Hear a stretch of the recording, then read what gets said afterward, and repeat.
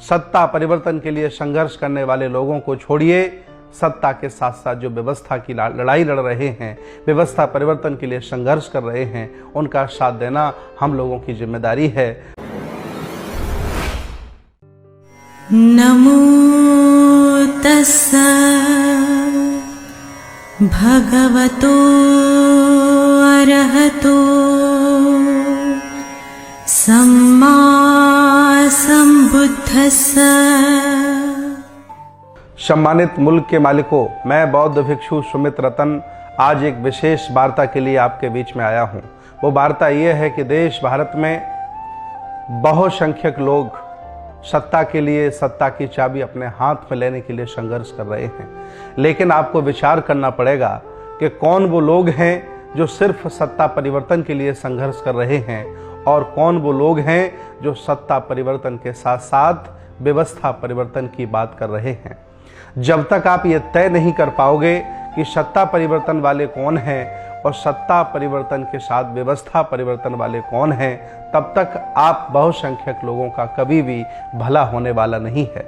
जो सिर्फ सत्ता परिवर्तन के लिए संघर्ष करते हैं, उनके लिए विचार, संस्कृति, दर्शन, विचारधारा मायने नहीं रखती। वो कभी भी किसी के साथ जा सकते हैं और कभी भी किसी का साथ छोड़ सकते हैं, लेकिन जो व्यवस्था परिवर्तन की लड़ाई लड़ रहे हैं सत्ता के माध्यम से, उनका साथ देना इस देश भारत के असहाय, कमजोर लोगों की जिम्मेदारी है। इसलिए मैं अपील करता हूं कि जो लोग राजनीति के माध्यम से व्यवस्था परिवर्तन की लड़ाई लड़ रहे हैं, उनका साथ दिया जाए और लंबे समय तक साथ दिया जाए, ताकि इस देश भारत की व्यवस्था बदल जाए।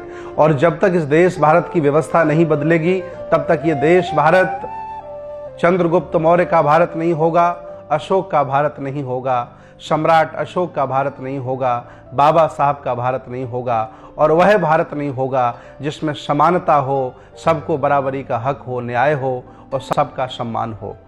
सत्ता परिवर्तन के लिए संघर्ष करने वाले लोगों को छोड़िए, सत्ता के साथ साथ जो व्यवस्था की लड़ाई लड़ रहे हैं, व्यवस्था परिवर्तन के लिए संघर्ष कर रहे हैं, उनका साथ देना हम लोगों की जिम्मेदारी है।